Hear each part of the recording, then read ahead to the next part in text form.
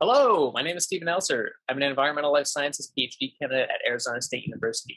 Today, I'll be talking to you about Future Cities, which is a science communication podcast that I co-created, co-hosted, and have had the great pleasure of leading for almost 4 years now. I'll be sharing some insights from our time making the podcast, as well as hoping to encourage you to make your own science communication effort, whether it be a podcast or something else.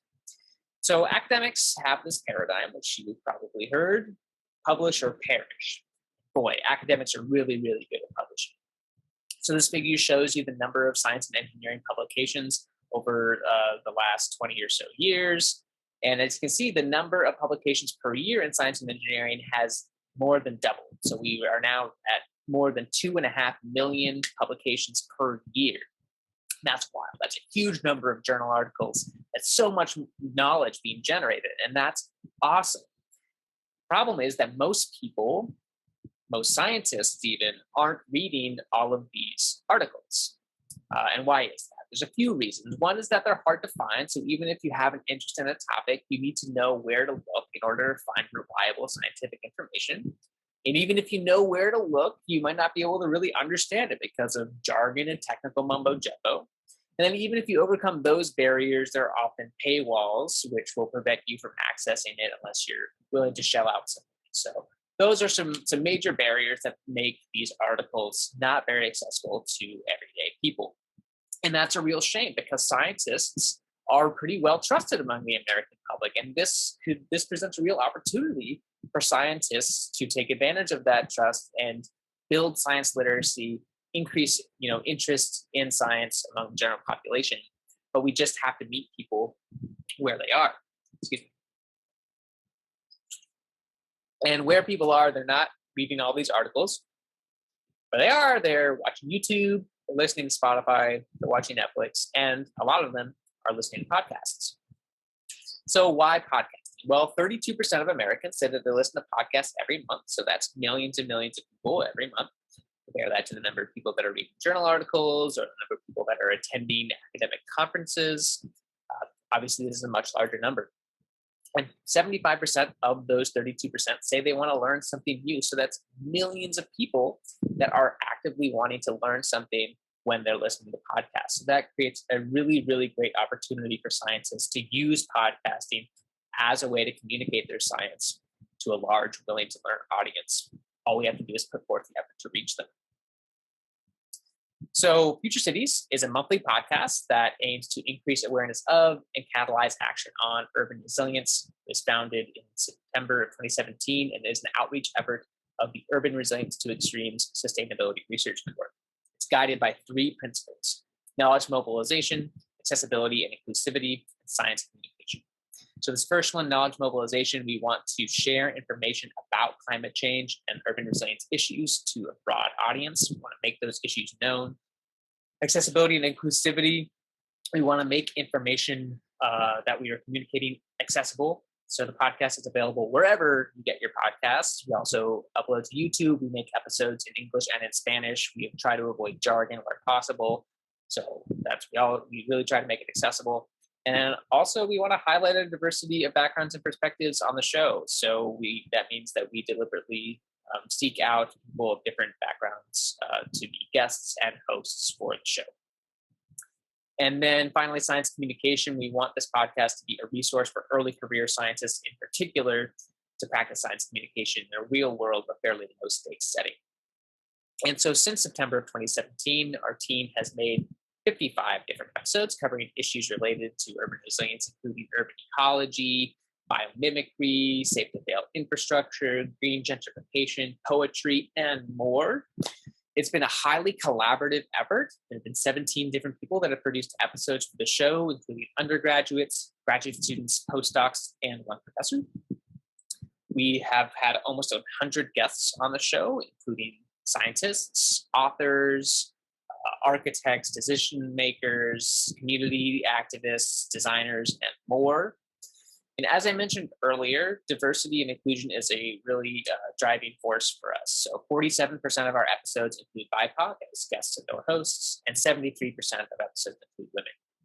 And so we know that STEM fields and podcasting itself are both heavily dominated by white men. And we want to use our podcast to spotlight underrepresented voices and perspectives. So we know that we have a power with this platform that we've developed, and we want to use that power to direct attention towards specific worldviews that maybe otherwise would not be given space. And not only do we feature academic experts, we also feature experts from the community. And we know that there is more for us to do on this front, but we want to share and be open about the efforts that we're making so that other people who are listening and watching this, thinking about starting their own science communication efforts, also consider these factors. So over our almost 4 years now, we've been downloaded more than 35,000 times. And these numbers are just from the podcasting apps themselves. We also have a couple thousand more just from YouTube.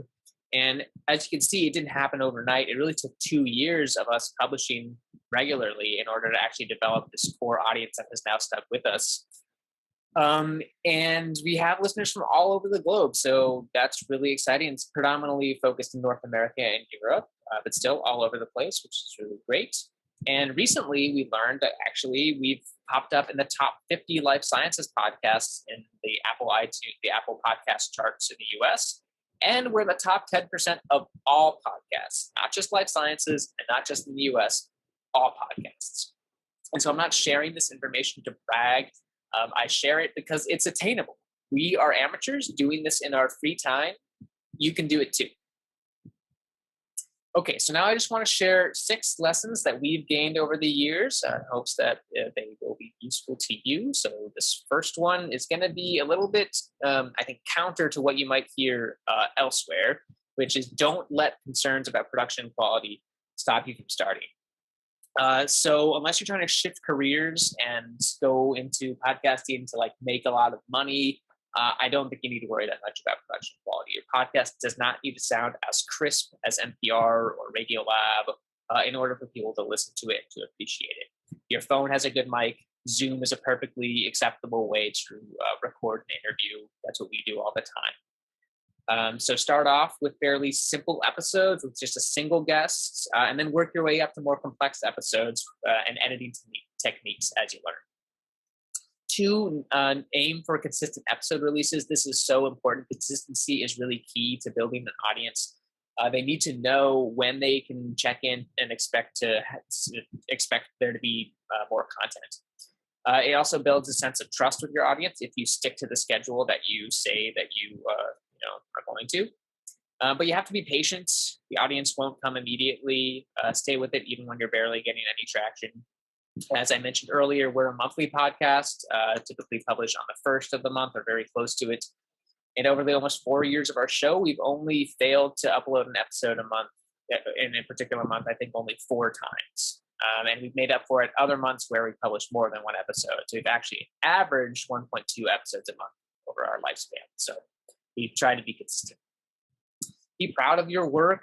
Spread the word. Most people, learn about podcasts via word of mouth. So talk about it in meetings, in Zoom chats, at conferences, and conversation with your friends. That's how people learn. Beyond that, be proud of your work just as a scientist. Podcasting is a really great platform to share what work you're doing and the sorts of values that you have as a scientist. So, promote yourself and promote other people that are doing cool work on the podcast. This 4th one is really, really important. So we recommend that podcasters consider their time restrictions and the benefits of a plug-and-play structure. So as I mentioned, this podcast has been highly collaborative. 17 different people have made episodes for the show. So this really helps us spread out the work across a big group, which makes it, less of a hassle to individuals. And this has been so beneficial to us, letting people contribute when they have time interspersed in between their busy schedules. And I like to say that this has made our podcast almost like an anthology of different perspectives on urban resilience, because you hear from so many different people talking to you about the things that they think are really important and exciting. So really, we recommend a group effort if you have a group that you could go into this. Number 5 is let passion guide the creation of episodes. It's really hard to convince or to fake being enthusiastic about something. So really make episodes about things that you care about. So the audience can tell if you're not really engaged or don't really know or care about what you're talking about. And beyond that, it is work to make episodes, and it makes that work it makes that work worth it if you care about what you're doing.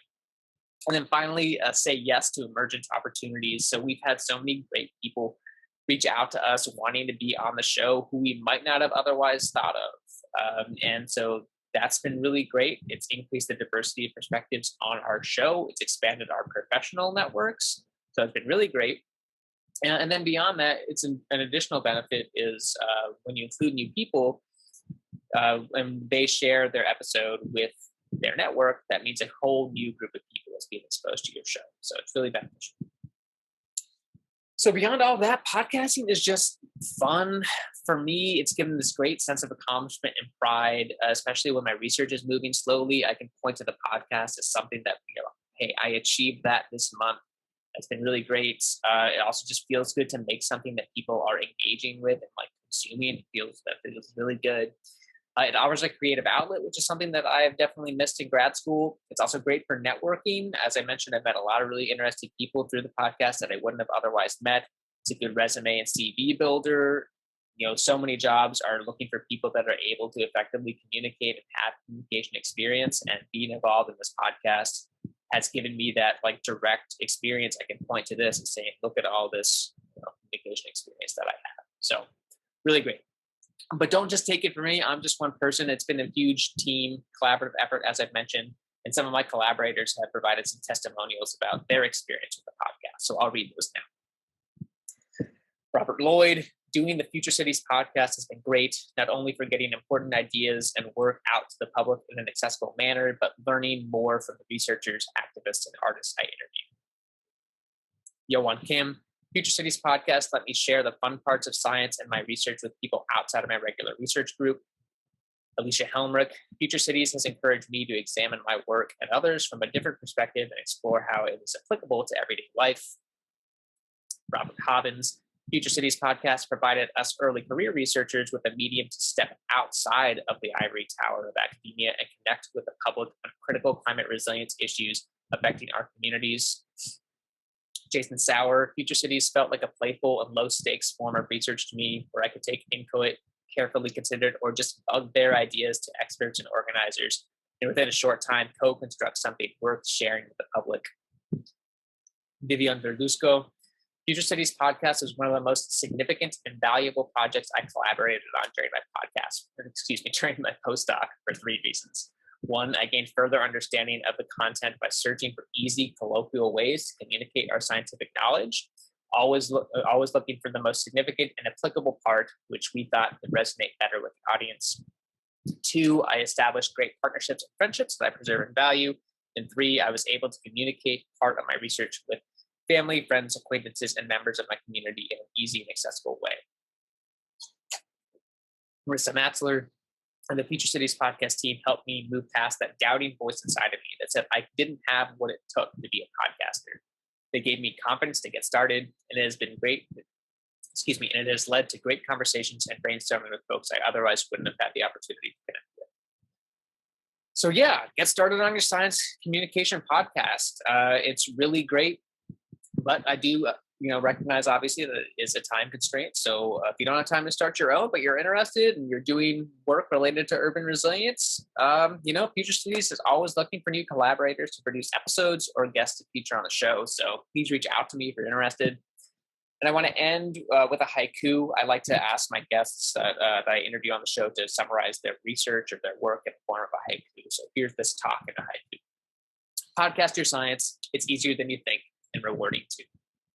Okay, thanks so much for watching. Again, my name is Stephen Elser. You can follow me on Twitter.